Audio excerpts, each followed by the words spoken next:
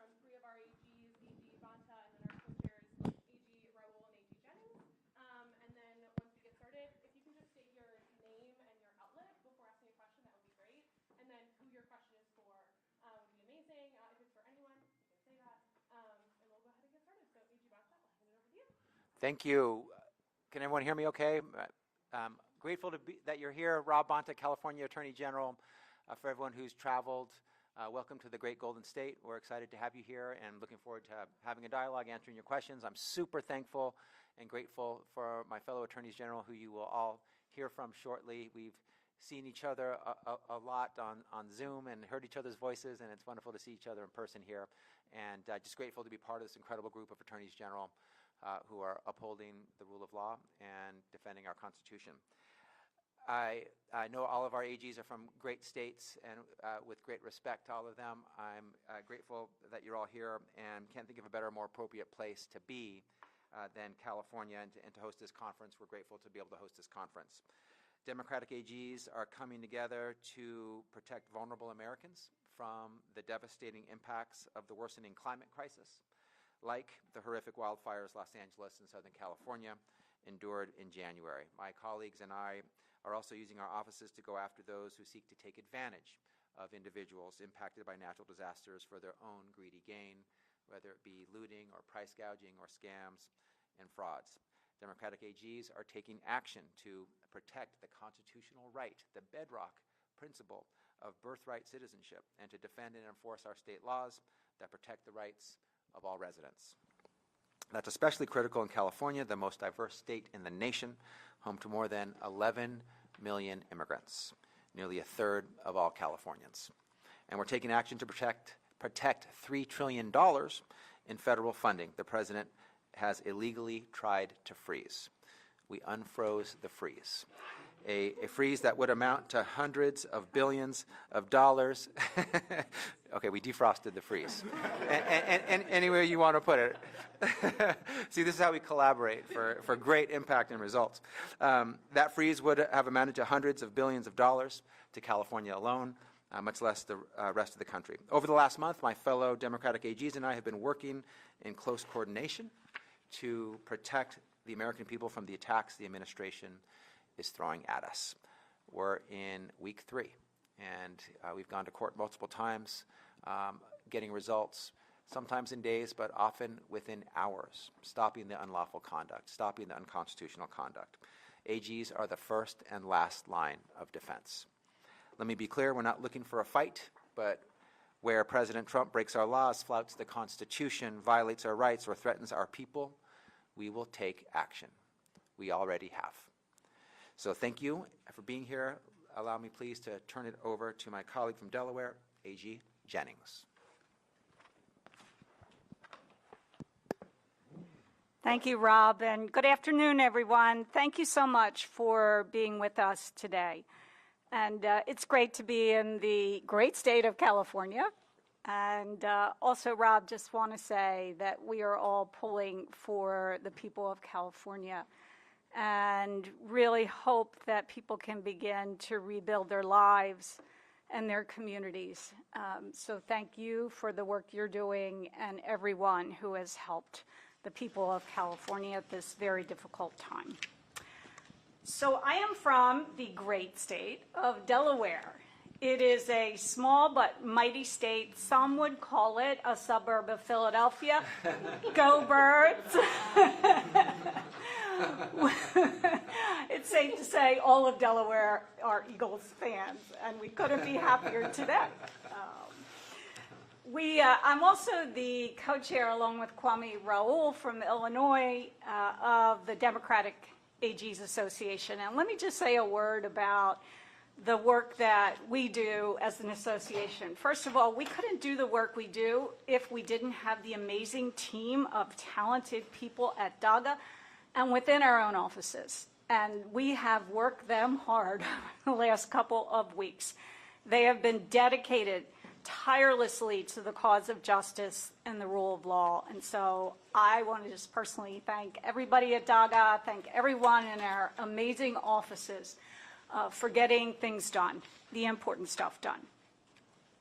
I also want to acknowledge my friends here, the women and men who have the courage to run for office and have been amazing leaders since I came into office in 2019. I know that we're effective because there are three traits we have. One is a mutual respect for each other and our opinions and their opinions that enables us to work together. Number two is that we have a shared mission. And that mission is to help the people in our state, to protect them, to keep them safe, to make sure that we are watching over the forces that would do otherwise.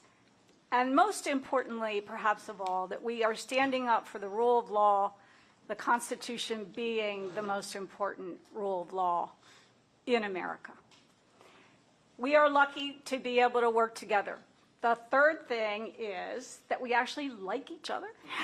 And we truly love public service. We talk each and every day these days, and you'd think we'd start to get tired of it, but we've just grown closer over time, and in the next 4 years, we're going to grow very close.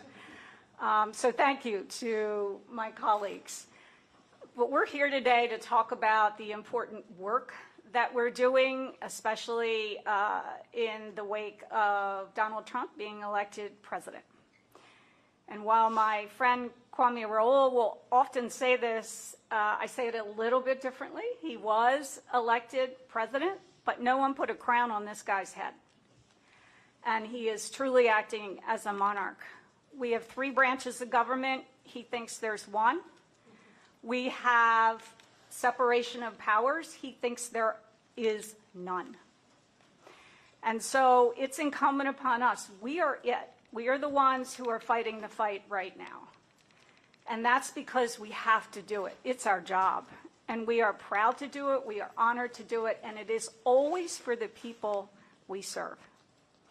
When Trump decided to end birthright citizenship on his own by executive fiat, this little thing called the 14th Amendment of the United States Constitution stood in his way. And we filed a suit and we were successful.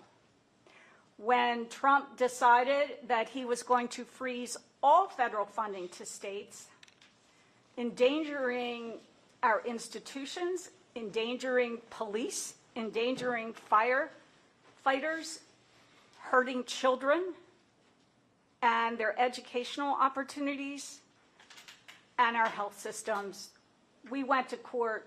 I think my phrase was, see ya in court, and we won.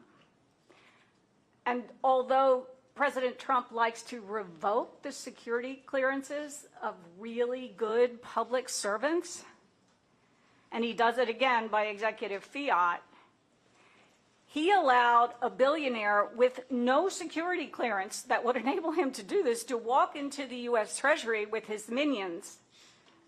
I'm not criticizing minions. But to be able to walk into U.S. Treasury with his minions and violate the privacy rights of the citizens we serve across this country. I have never gotten as many phone calls as I got about this issue. It's terrifying to people. And what did we do as attorneys general? We went to court and we won. But make no mistake, I know you know this as well as anyone in the country, that he's not going to stop and that we need to keep fighting. We need to fight the fights that matter, that really impact the people we serve in their everyday lives. And that's what we intend to do together. Thank you so much for being here, and I'll turn it over to my co-chair, Illinois Attorney General Kwame Raoul. Well, thank you, AG Jennings, and thank you, AG Bonta, for hosting us. It was wonderful to get away from Chicago weather today. And thank you all for being here.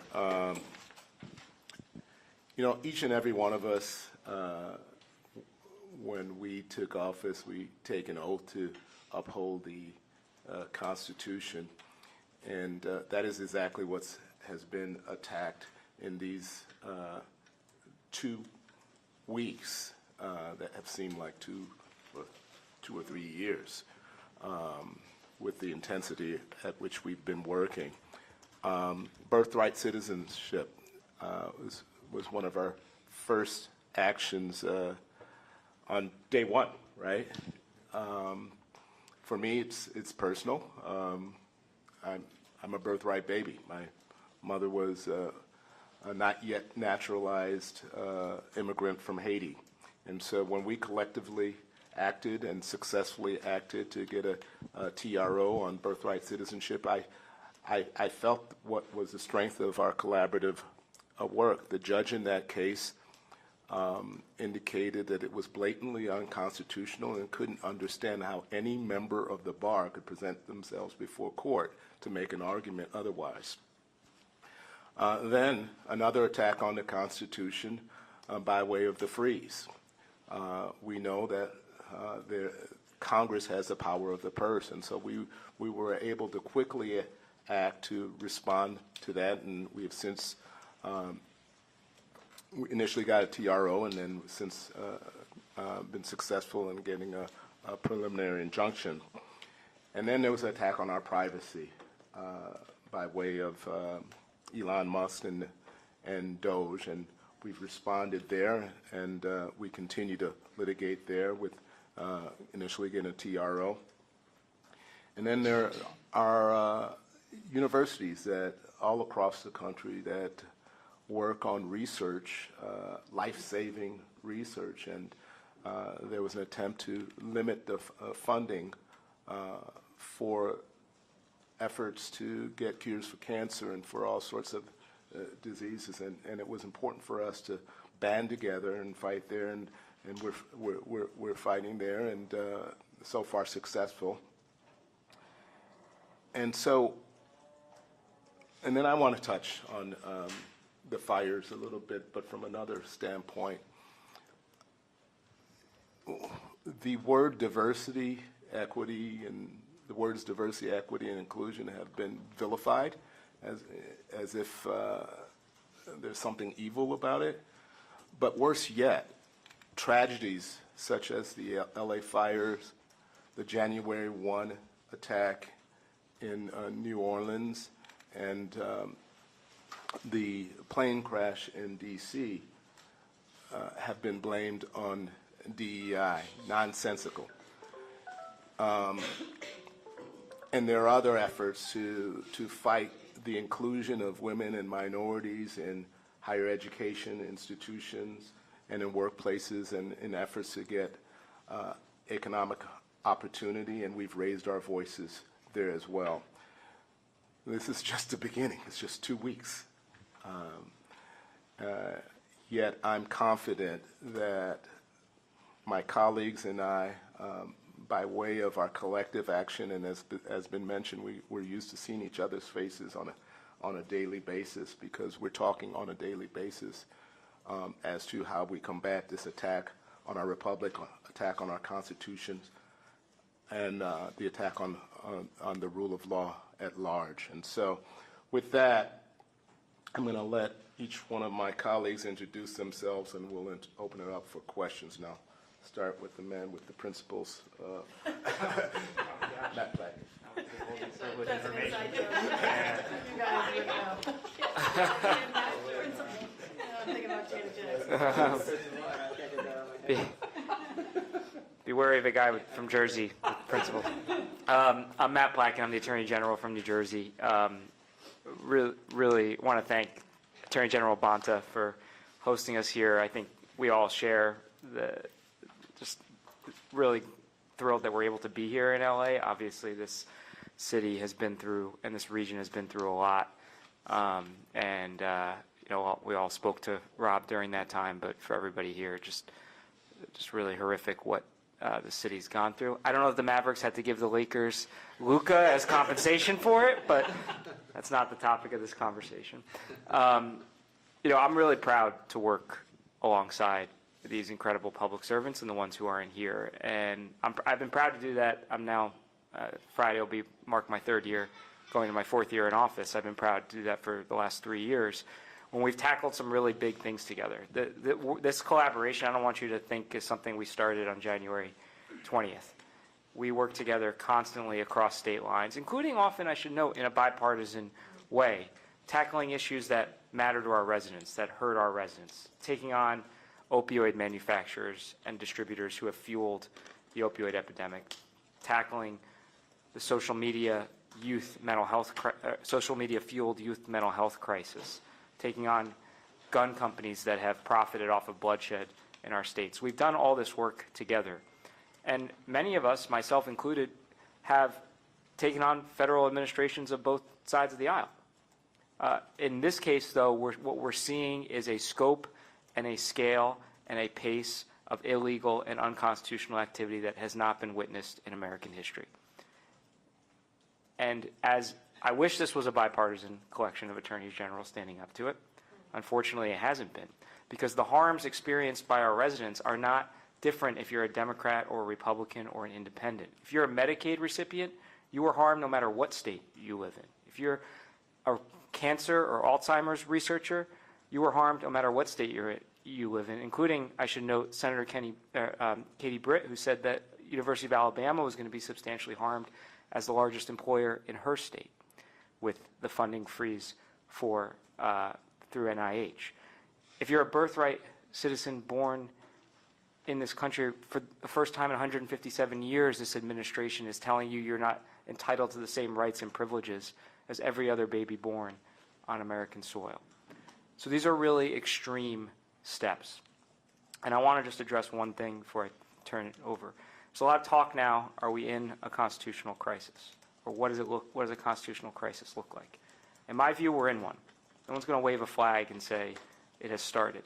When you see order after order after order being not just struck down, but immediately enjoined by the federal courts, meaning they were told immediately, sometimes, as was noted in the DOGE case, it was like 4.5 or 5 hours after filing. It's pretty good government efficiency, by the way. This is not what you see normally from administrations. And to see the Vice President of the United States coming out and publicly questioning whether this administration will adhere to court orders. You know, we have, as Attorney General Raoul said, have an oath to uphold and defend the Constitution. Every single public servant in this country took that same oath. And we intend to do that. And if this administration is going to thumb its nose at the judicial process, instead of pursuing their legal avenues for appeal, then we have a real crisis in this country. And I think the American public needs to wake up and see that, because the harms that people are experiencing are unprecedented, they are extreme, and we, as has been said, are the last bastion of defense, protecting people from that reality. So I want to thank my colleagues for their work. I'm honored to serve with them, and I think this, the stakes couldn't be higher right now, unfortunately, for the residents of this country. Thank you, AG Platkin. I also want to thank AG Bonta for not only hosting us, but also, as we are all doing the work, they are still dealing with, of course, folks who have suffered because of the fires, and so much is still going on in California, and we're very mindful of that, and of course lending our support in every way we can to our colleague, who is certainly a partner in the work, along with his wife as well, who is also, of course, an elected official. I also want to thank my colleagues who are here and those who are not here. If you notice anything about the work we have done, even in the recent 48 hours, it has been coordinated, strategic, but also collaborative of 22 states coming together, along with DC, really pushing the envelope, being brave, being courageous, not only to protect the rule of law and to protect our Constitution, but to do it in such a way that it makes these issues about real people. I think sometimes we can talk about a constitutional crisis and maybe use too much legalese, and the average person is like, what are you talking about?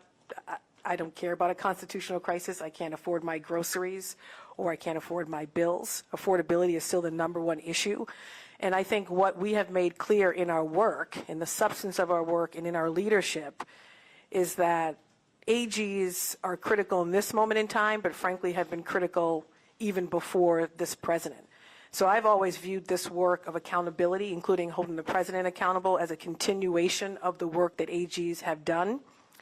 I often remark that if people don't know who their AG is, they should probably get to know who their AG is, especially in this moment in time, because all of the issues that they care about the most, we are actively and have been for a really long time, for years, taking them on. In the context of affordability, consumer protection is what we do every single day. Including not only in the traditional ways in which you think about putting money back into the pockets of workers, elders who have been scammed, children who have not been paid their rightful wages, child labor laws that have not been enforced. We're also looking at it from a public health lens and putting money back into the communities that have been harmed by the opioid crisis. So we are all about accountability, and so the president is no exception to that work. If anything, our work has become a bit more reactive than maybe we have wanted it to be. We are working overtime for sure. When we talk about protecting the rule of law, we know that is the foundation of the very principles and institutions of this country, and we cannot take that for granted. But in doing this work, we're also protecting real people, regardless of their political party, their demographic, where they live. The NIH funding and that lawsuit is a great example of that. That affects every single person in this country, whether they know it or not. All of us have someone who have been harmed, possibly diagnosed with cancer, whether adult or pediatric cancer, PTSD, an elder who's dealing with dementia, who is relying on our institutions across this country to develop innovative research and solutions to extend their lives or save their lives. So that's just one example of us fighting the fight on behalf of everyone, regardless of whether or not they live in our state, regardless of whether or not they are part of our political affiliation, regardless of even whether or not they voted for us in our state, because we are truly about public service. The last thing I will mention is I often have to tell folks it is really important in this season that we are in to pay attention to the fear-mongering and the anxiety that this administration is intentional about creating, with the hopes that people will lose their hope, lose their joy, lose their peace, stop living their lives fully, stop being who they are, stop loving who they love, and that it's our opportunity, too, to also speak up and to not allow that fear and anxiety, those distractions, to win the day. Because at the end of the day, we know we have the tools and the resources to protect our people, especially if we work collaboratively. We would hope that this delegation didn't just include Democratic AGs, but it is what it is. And so for me, it's equally important as we talk about the substance of the work to also talk about people not succumbing to any type of fear. It's one little old man. We will get past him. We will fight collectively to protect our people, and we'll come out on the other side. Thank you. I'm still plumbing. That hasn't changed. Well, hi, everybody. I'm Chris Mays, the Attorney General of Arizona. Rob, also want to say thank you for hosting us and tell you how much Arizonans are thinking about you and have been praying for California. So many Arizonans started in California, and we have so many, ways that we interconnect. So we love you, and we love the state. A couple of things I want to say at the start. I think I'm the only person up here who is a former journalist who started my life and my career as a reporter. So first of all, thank you all for being here. Thank you for what you do, because you are going to be a huge part of America surviving this. The fourth estate has never, ever been more important. Second, I want to express my outrage at what happened to the Associated Press today, a couple of hours ago. It's my understanding that the Associated Press was banned for the first time in American history from the Oval Office for refusing to declare the Gulf of Mexico the Gulf of America. That should never have happened. It's outrageous. It's disgusting in my estimation, a violation of the First Amendment and the freedom of the press. But also emblematic of what we're facing in America today and what we will defeat. I believe that what we are seeing today is an ongoing coup against American democracy. We are on the brink of a dictatorship, and America has never been in a more dangerous position than she is today. I agree with my colleague from Massachusetts that we will come through this, but we are at a very, very dangerous point. President Trump today, in his extremely bizarre press conference with Elon Musk in the Oval Office, made some alarming statements about our judges in America. I believe that he, according to press reports, stated, quote, about judges, "Then we will have to look at the judges," after expressing his displeasure over what the judges have done in response to our lawsuits. The very idea that an American president would say such threatening things about judges is alarming and unacceptable. It's also alarming and unacceptable that this administration violated at least one of the TROs, the federal funding freeze, and we were forced to go back to court to get the judge in that case to reorder the freeze or to further the defrost.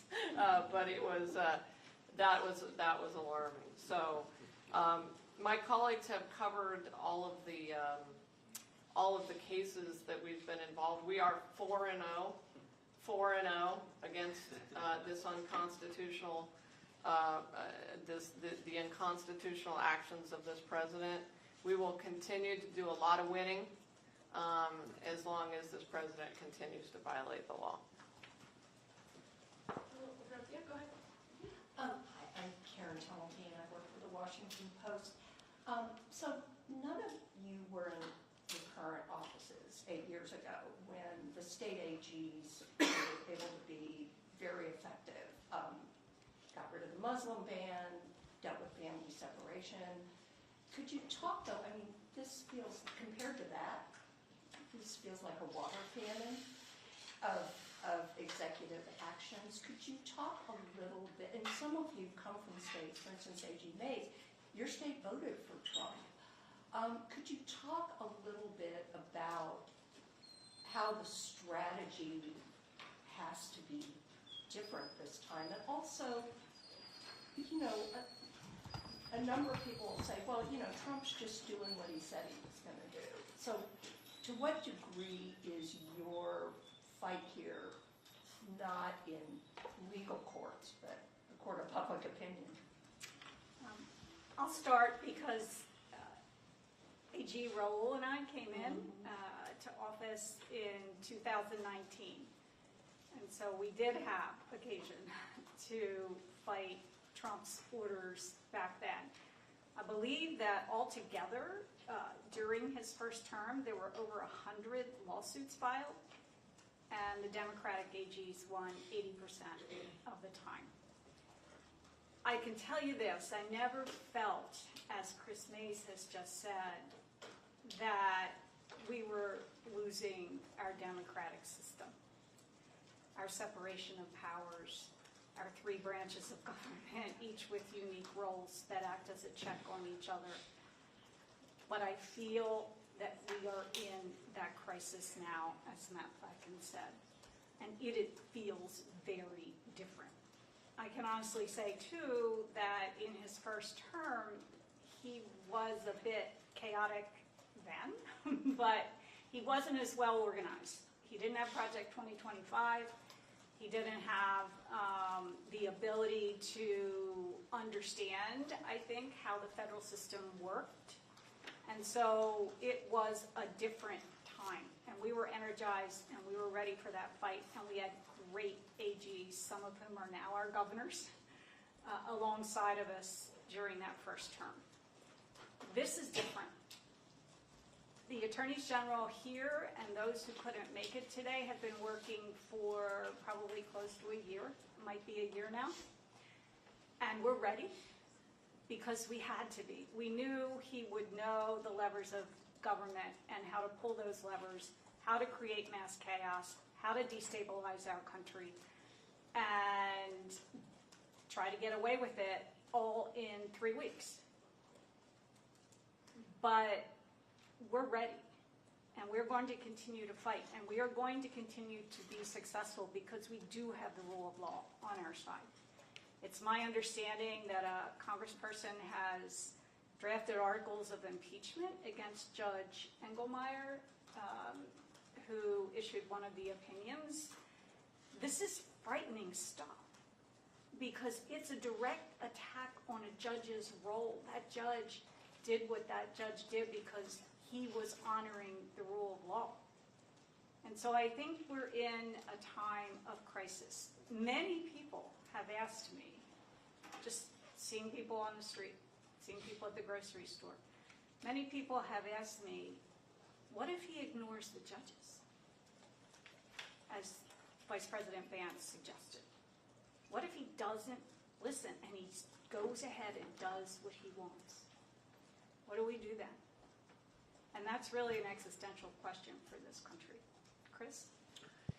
Yeah, thanks, Karen, for pointing out that I am the only AG up here representing a swing state and one that went for Trump. And you know, Arizonans did vote for Donald Trump. They voted for border security and a better economy. They did not vote for a dictatorship. And what we're getting right now is a dictatorship. And so I think that's why you're seeing so many Arizonans react with alarm at what is happening.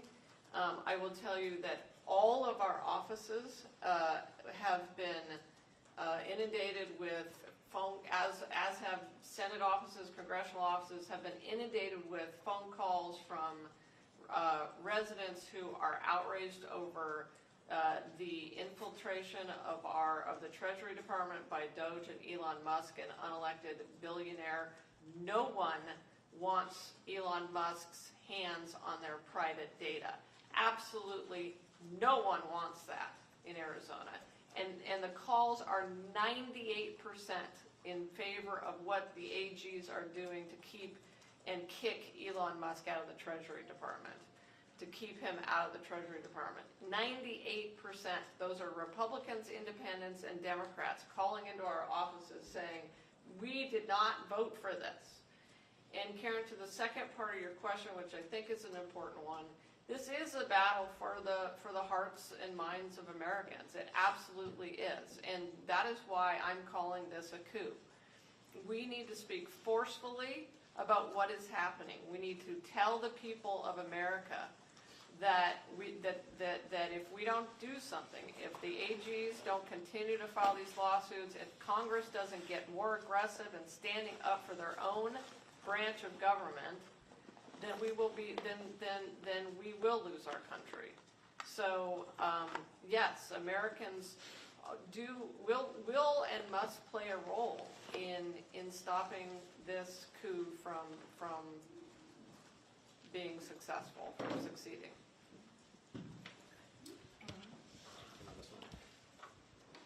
A couple thoughts. I know others want to jump in as well. I think that people interpret a narrow victory in a change election as a warm embrace of a broad agenda at your own peril. It was a change election. He narrowly won. More people in the popular vote voted for someone else besides him than voted for him. He won. But it doesn't, you ought not interpret it as a intense support for every action he takes. If you ask the people of this country, do you think the president should follow the rule of law? Do you think the president should comply with the Constitution? People will broadly say, of course. That is not even an issue.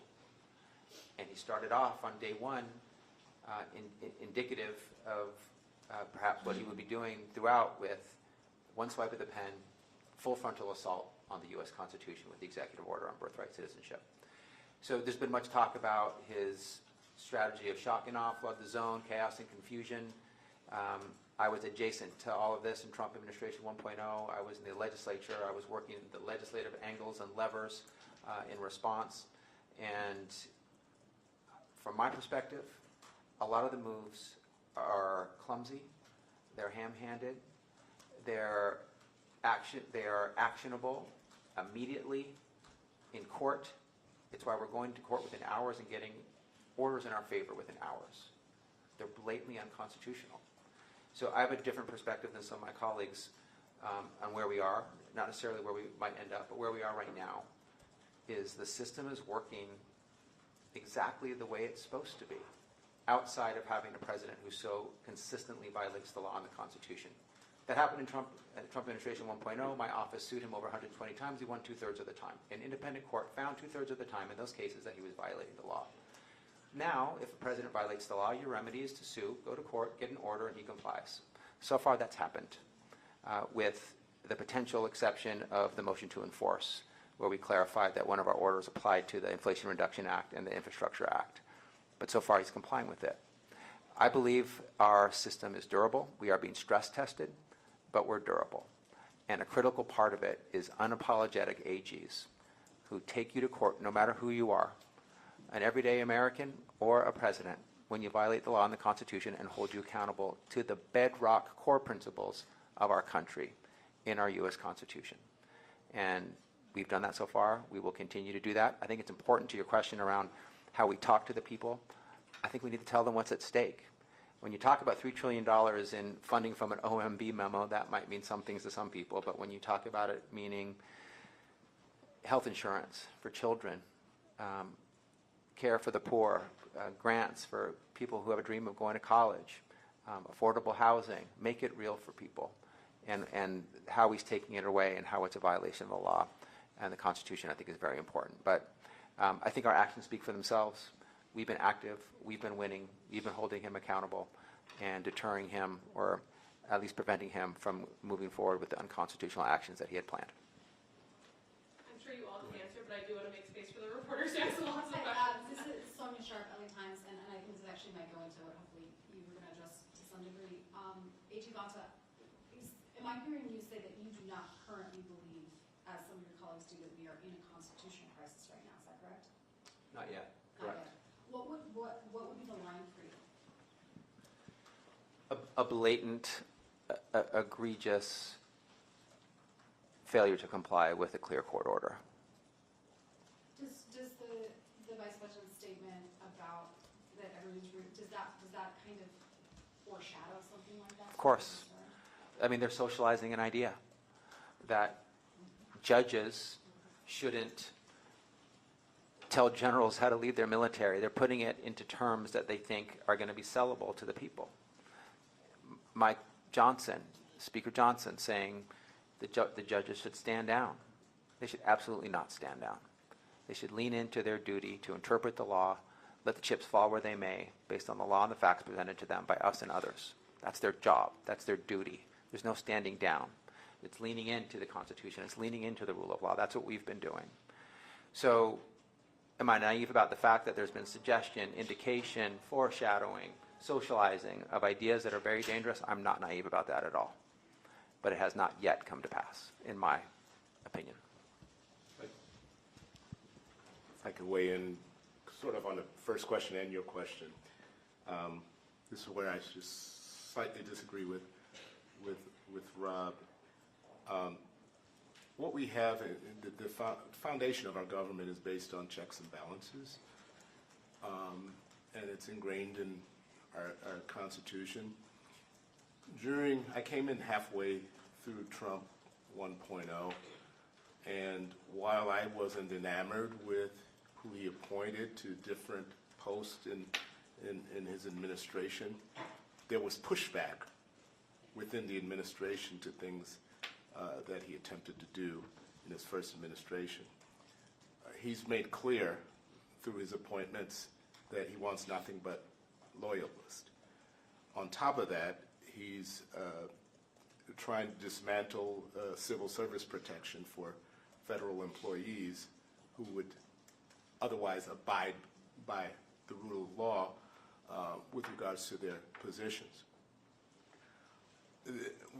I spoke earlier about birthright citizenship and how the judge characterized it as blatantly unconstitutional, and how no lawyer, no member of the bar would should come before a court and try to argue otherwise. I think all of these things combined demonstrate a total disregard, and of course the Vice President's comments about the judiciary show a total disregard for our Constitution and for our systems that create those checks and balances, and the fact that on the freeze there was disobedience of the temporary restraining order, and so I think we're there. I think our fight is, to Rob's point, the courts have upheld our efforts, but to what extent they continue to abide by those is left to be seen. And we're only 2 weeks in, and they've disobeyed orders thus far. Hi, Melanie Mason with Politico. We've heard from a couple of you the themes of collaboration, working together. You mentioned talking every day. I'd love to put more meat on that bone, maybe by reconstructing how you arrived at the birthright citizenship case. How far back did conversations around that case go? Who determined, who played the quarterbacking role, determining who was writing briefs, deciding what the right venue was? And can you just sort of help us understand, so we know how you're working forward, what this collaborative effort actually looks like on a day-to-day basis? I appreciate that question because it is deep collaboration. It is us along with every Democratic AG consistently talking not only at the principal level but also at the staff level. That coordination and collaboration existed even before President Trump was elected. Some of our bigger consumer protection cases, our social media cases against TikTok and Meta, that actually is not just Democratic AGs, it's also Republican AGs. So the collaboration exists across all of our offices with respect to a whole host of issues. In the context of President Trump, yes, there were a group of folks coming together. Massachusetts was a part of those preliminary discussions to contingency plan. We were always planning. If our number one job is to protect our residents and our state economies, we have to always be anticipating what might be a threat to our residents and to our economy. And so obviously, given the rhetoric of the president-elect at the time, we were in rooms having conversations about how we would prepare in the event he was elected, knowing that the collaboration would not have been the same if Kamala Harris was elected. And so we were prepared, coordinated when the birthright, well, actually I should say, when all of the executive orders came out. All of our teams were up very late reviewing them. We shared that workload across all of our states and looked at those that had an immediate and harmful and detrimental effect, not only on our Constitution, but on our residents. The birthright executive order was exactly that. And I'm really proud that a large number of states came together, Massachusetts being one of them, and I'll let AG Platkin speak to this too, because there was a few folks who co-led this, but with the support of many states across the country, to say that this executive order not only was blatantly unconstitutional, but that the president didn't have the power via an executive order or a Sharpie to change the 14th Amendment of the Constitution. We also had to become a trusted authority on reminding folks not only what the Constitution says and what the 14th Amendment says, what the history of that is, and that is not just about black people. It starts with us for sure, but what it means even post that. This is why we allowed and talked about San Francisco joining, given the historic nature of that case when it comes to the 14th Amendment and birthright citizenship. And so there was collective passion, frankly, to uphold the rule of law in our Constitution, to get the average person to understand why this was important. It's not just that it's a constitution, it promises you things. It is a contract between the government and you to give you individual rights, to give you privileges and certain benefits. And so we use this birthright case to demonstrate that, to take it from the constitutional level to the average person walking on the street level, and to say to them, if he is going to unravel or attempt to unravel the Constitution that quickly, everyone should be concerned. And I'm proud that a group of Democratic AGs stepped up to defend that in different places. And we were just, of course, in Boston attending that hearing, waiting still for a decision from a very thoughtful judge. She was reviewing all of the arguments, but obviously we have other favorable decisions across the country. And so that's just one example of where we mobilized within 24 hours. NIH is another one. Of course, everything related to the OMB memo, and I'm sure there'll be more to come. And because we were prepared in communication before, we're able to respond quickly. And I would say, because I am in a state where my governor was the AG at the time, and we talk frequently, she thinks we're doing a very good job, and I think actually quite quicker. And is proud, and I would say the same for other governors who are watching this 2.0 iteration. And then my last point before I pass it on to AG Platkin, which I think is really important because I know we don't have a lot of time together. I do think that strategy is a bit different than 1.0 in that I stress to my team that is working overtime every day that I am not going to allow one administration or one person to unravel or to dismantle the proactive work that we were doing and that we continue to do. I was just reviewing draft junk fee regulations, critically important to constituents. We just won a major case in our right to repair case today. Everything related to opioids, our public safety work, all of this critical work, which takes up more time than our Trump 2.0 work, as it should.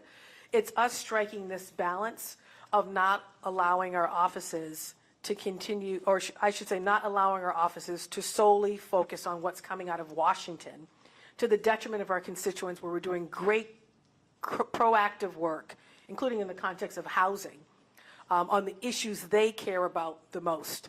I think AGs are at the forefront of everything having to do with affordability issues.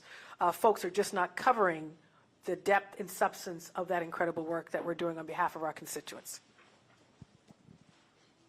I think the level of preparation, I think, is evident by the fact that, as General Campbell said, birthright citizenship filed less than 24 hours after that unconstitutional order was signed. OMB directive, less than 24 hours later, lawsuit filed on behalf of attorneys general across the country. DOGE, within days of the illegal actions. Anybody who's ever, for those of you who have never been a lawyer, moving that quickly doesn't happen by accident. It happens because we did what I think would any prudent person would do, is given in the first term, generally what President Trump said is what he did. It would be a dereliction of our duties to not have spent the time that we spent to prepare. And for me, I think it's particularly moving. I went to my department and said, hey, we're going to be doing this work. I don't know I don't ask, I don't care what side of the political aisle they are. I said, this is purely volunteer. Nobody has to do this. We can't pay you anymore. Over 50 lawyers signed up, not knowing who was going to win that election because they were so concerned. And I didn't ask a single one of them who they were voting for. They were so concerned about what this campaign and what Project 2025 was promising and the harms that it would cause to the residents of our state. As has been said, these are not abstract things. And I think during the campaign it might have felt a little abstract. You talk about rule of law and democracy. Even for me, who lives and breathes this, it felt a little bit, at 35,000 feet. But on the ground, what it meant is a mother that I talked to didn't know if her father was going to be thrown out of a nursing home in 20-degree weather in New Jersey because Medicaid wasn't going to be able to make payments, because they literally stopped making Medicaid payments. No matter what they say about why, there is zero coincidence that those Medicaid payments stopped immediately after that OMB directive came out. 75 million Americans depend on that program for life and death health care. And they put that at risk to score some cheap political point that they can't even identify. That's what we're talking about. And, just to answer the last question, I think in addition, we're going to keep fighting because I think all of us believe, and our staffs who have been pulling literal all-nighters to get these cases ready to go, believe in how important this work is. I wish there were more people on all angles or all aspects of the political spectrum willing to step up.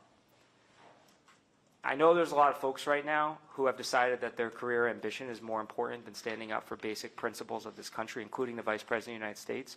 And J.D. Vance and I are about the same age, went to law school at about the same time. One of us paid attention.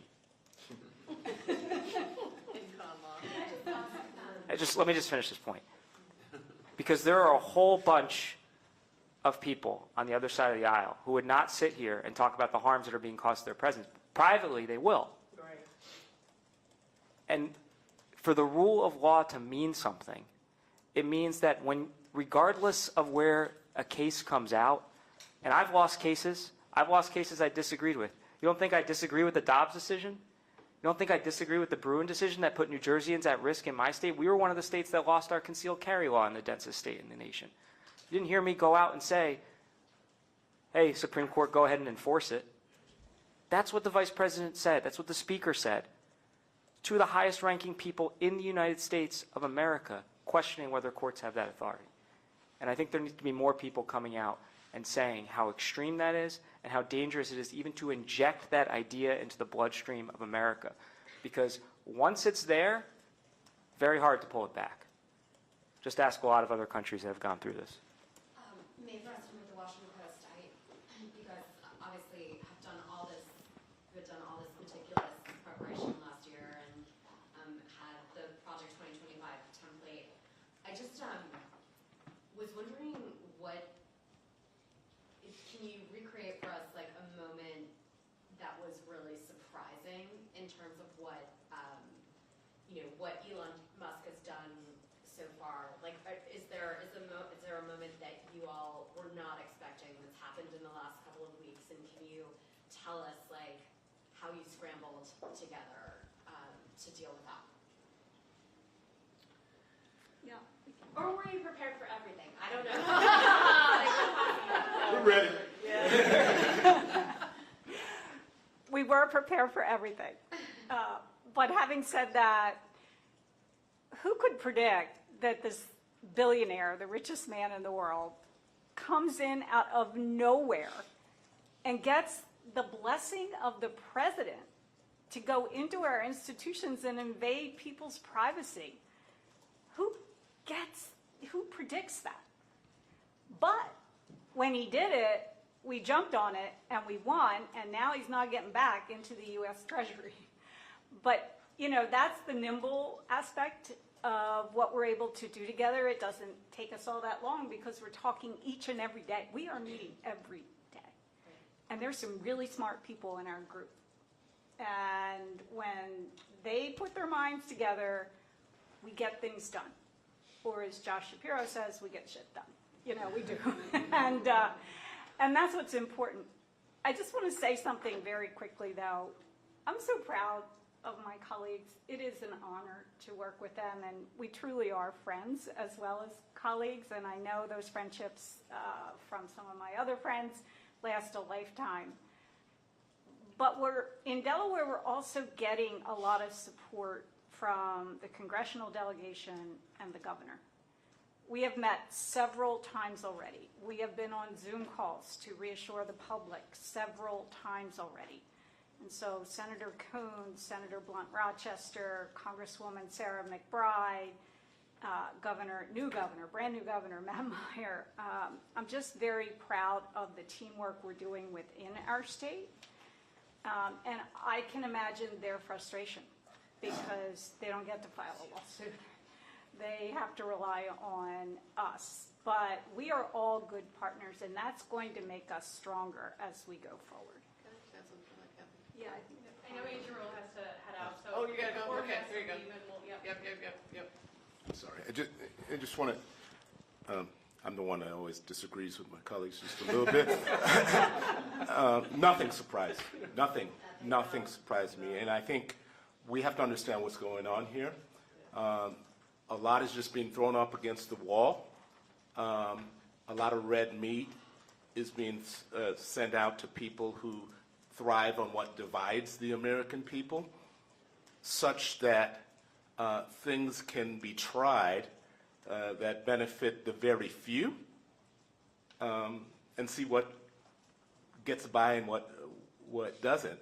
But as these things are tried, they harm even the people who, the 77 million people who supported Donald Trump for president, while they're being distracted with the red meat that they're being fed. The notion that Donald Trump would say, oh, we're just going to take over Gaza, right? We're going to take over Greenland. We're going to rename all of these things. My governor joked about renaming Lake Michigan to Lake Illinois and taking over the Green Bay, except they can keep the Packers. But we're being distracted. The American people are being distracted with the red meat of things that divide us, whether it's DEI, immigration, and meanwhile they're being harmed by having their universities harmed in red states and in blue states. They're being harmed by having funds frozen that affects farmers in red states and in blue states. Funds frozen that support law enforcement departments in red states and in blue states. Funds frozen that help us go after child predators in red states and in blue states. These are issues that not a single American would be against supporting. I'm sorry, I got to go, but. Real quick, maybe before you go, maybe not, but I'm Maya Spoto, I'm with Bloomberg Law, and AG Jennings, you said that this is an existential question. I'm not sure I heard an answer. What are your specific plans if the president continues to defy court orders? To move to hold him in contempt. The next step, if he refused to comply with the motion to enforce in Rhode Island, is to move to hold him and others in contempt for not complying. But look, we are not looking to have fights that distract us or bring us down. But I believe it's a crisis already because we have judges who have issued orders and now they are potentially facing punishment or disobedience. And that just can't be in our democracy. I think it's a great question. If I were sitting where you are, and I used to, I would ask that question. And I can tell you that this group of AGs will be discussing that question at this meeting in Los Angeles over the next 2 days. I think Americans, there are a lot of Americans clearly who are asking, what happens if the president defies these orders? As several folks have already said, he already has. What happens if a judge has to hold him in contempt? That's where we're at right now. So I would just say watch this space. We are on it. We are discussing it, and we will have a plan for it. I want to also add to your question about what was surprising. I mean, to me, what was so surprising about Donald Trump's first 4 weeks was how he made himself the most anti-law enforcement president in American history. We are all the top law enforcement officers of our state, or at least most of us are, or the top legal officers of our state. As the top law enforcement officer of Arizona, I will say I found it shocking that Donald Trump defunded all of our HIDA initiatives in that federal funding freeze. HIDA means high intensity drug trafficking area. That is how we go after the Mexican drug cartels. That is how we fight the fentanyl crisis in America. Most of our states have HIDA initiatives. That was defunded by the president in his federal funding freeze executive order. defunded. And we fought to get that back. This president pardoned every single J6 offender and defendant. Pardoned all of them. These are people who attacked police officers, and harmed police officers. This is a president who has threatened to fire up to 5,000 FBI agents in America for the simple reason that they investigated the January 6th, okay?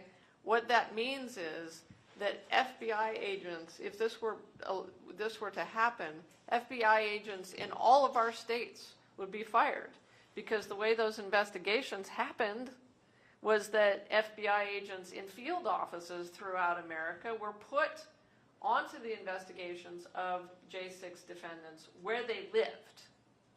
So this is the most anti-law enforcement president in American history. And the AGs are going to continue to make that case to the American people. Probably have time for just one or two more questions so we can wrap. But my name is Jamie from the AG. You guys mentioned. We let you in here. For the record, You're very you welcome. can come anytime you want. So you guys mentioned your record of winning cases during his first term, but he also appointed over 200 judges and 30 of them to the Supreme Court, which really changes the makeup of the courts, presumably to be more conservative than before. How does that change your strategy at all, and how you approach cases and the outcomes that you expect? For anyone. I mean, look, that is a thing. That is true, right? But what we have already seen is that Republican-appointed judges have stood up for the rule of law. I mean, it was a Reagan-appointed judge, after all, who issued the decision in the birthright citizenship case, and he only took 25 minutes to declare President Trump's executive order to be blatantly unconstitutional, and almost came within a hair of sanctioning the lawyers in that case. It certainly looked like to us. So we believe that the judges appointed by Republicans and Democrats across the political spectrum are going to stand up for the rule of law. That has already happened. And at some point soon, the United States Supreme Court is going to be tested. Does the United States Supreme Court believe in the separation of powers? Does the United States Supreme Court believe in the rule of law and our democracy? And that moment is coming very soon. Rob? Yeah. That's on there. There's judges throughout the federal judiciary that have been appointed by different presidents. Biden appointed a large number of judges as well. So there's rightfully a mix. And we believe that anywhere where the judges are fair, objective, thorough, review the papers, our legal arguments, and our factual presentations, that we will win, like we have so far, in front of Republican-appointed judges, like in birthright citizenship, or Democratic-appointed judges, or any judge. Most cases don't get to the Supreme Court. Most are decided below that level. Many important ones will get there. And I think that something like the birthright citizenship case is a slam dunk in front of this U.S. Supreme Court for us. It is black letter constitutional law right there in plain and unambiguous language. And so when we sue, we think we'll win. We've been proven right in the 4 cases that we brought, where we've gotten orders immediately. And we think that they're durable and that they will stand up to appeal and other inquiry, inspection, and review. And so we're confident with our positions in court. And so if you're going to fulfill your duty as a judge, and we believe that judges will, that's their job. And if they're fair and neutral, we believe we'll win. We have time for just one last question, if there is one more. Oh, yeah, you went here. 2 more. So I think someone asked this, but I wanted to press a little more on. I'm Jody. I work at Reuters. On the what if violated, right, you ask for sanctions. What kind of sanctions do you ask for? How do you enforce them? All right, I know, I brought this up. That's the question. And so let's hope that all of these orders get obeyed and that a motion to enforce that the judge, in very strongly worded language, said, you have to do this, you have to destroy these documents, you cannot access these documents, that it will get obeyed. And it will be handled in accordance with the way you handle litigation, which is if you don't like the result, you appeal. And I think that that will happen. But at the same time, we're not backing down. We are not backing down. This isn't about political careers. And this isn't about, do we have the courage to do the right thing? Yes, we do. And each and every one of us and the people who couldn't be here today, I know they will never back down. And so we'll do what it takes. I think your question that I can answer is, okay, what if the judge orders it and we've filed for contempt and we've done everything we can possibly do and they still don't obey? That's the existential threat. There was, I think, one more hand up. Yes, thank you. Hi, Anna Ibarra with Cal Matters. I'm curious, in California we've seen Governor Newsom kind of have to walk this fine line as he, relies on federal aid and, also be part of this resistance. And I'm curious if other attorney generals in other states have seen politicians in their states also tread more carefully with their relationship with President Trump and what that means for your role in your job.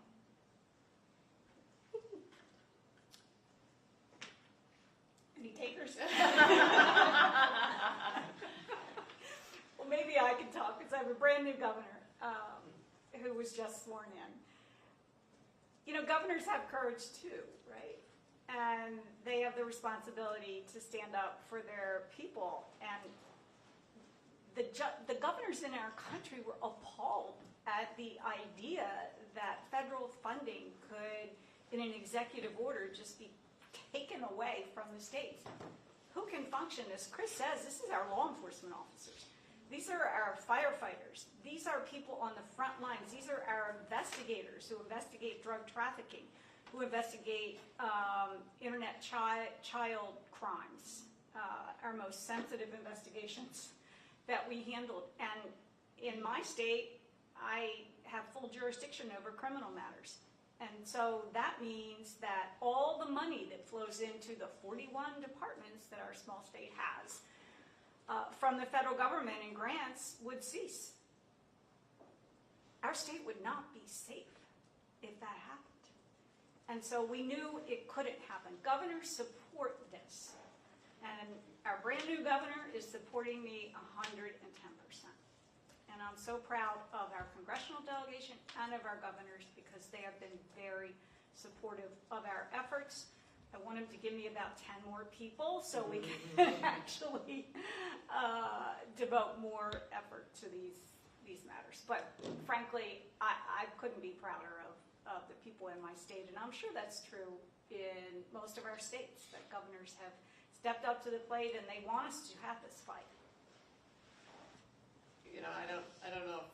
Listen, I'm not going to speak for Rob, but what I will say as the state closest to Rob in California is, first of all, I find it disgusting that any state would feel as though aid after a natural disaster could be conditioned on anything. I mean, this is an unacceptable situation if it's happening. I will tell you this. Rob Bonta does not hold back. California has been a key partner to the states in this effort to preserve our democracy. And I know that Governor Newsom has been a fierce defender of democracy. And so there, and I will say as we're sort of in between the larger states and the smaller states. You have states that have few resources and states that are huge, like California, New York, and Illinois. And that's part of what makes this partnership powerful, which is that we are combining our resources and our perspectives and our experiences together as a bulwark for democracy. And so, I don't know, Rob, I don't know. Okay. I might have a slightly different perspective on Governor Newsom.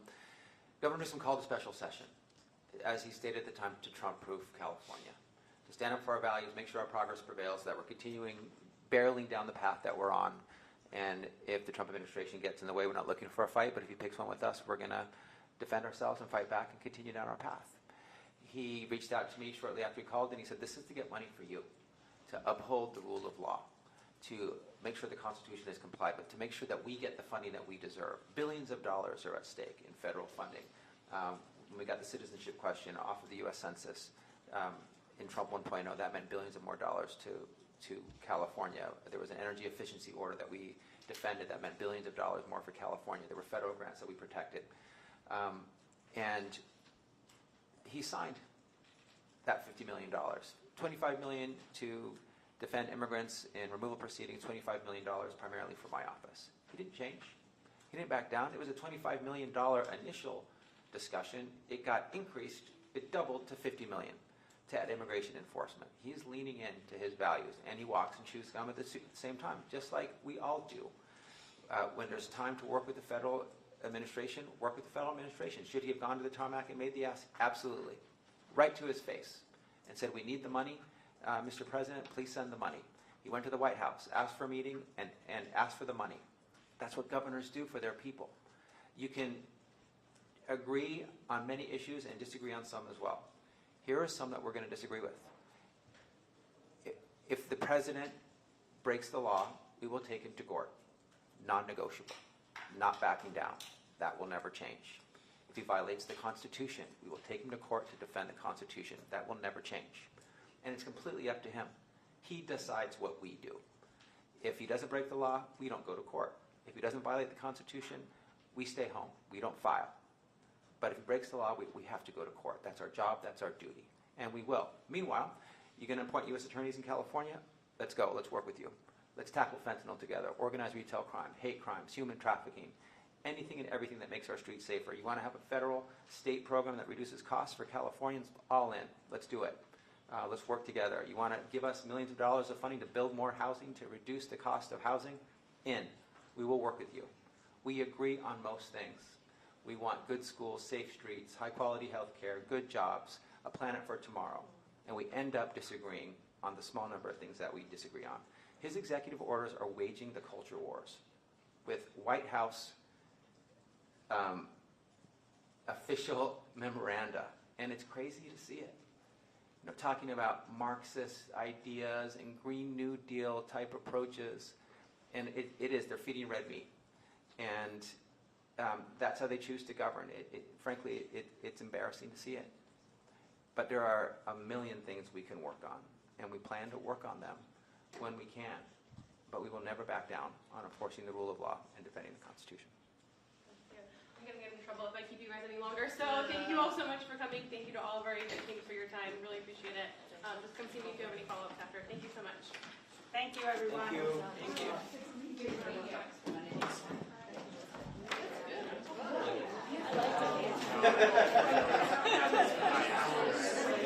Great team.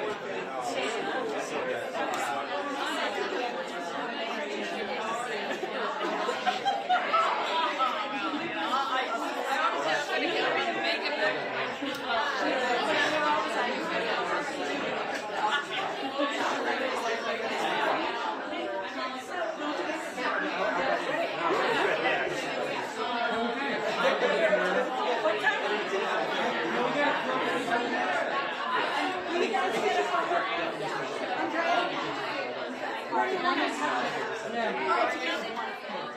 Yeah.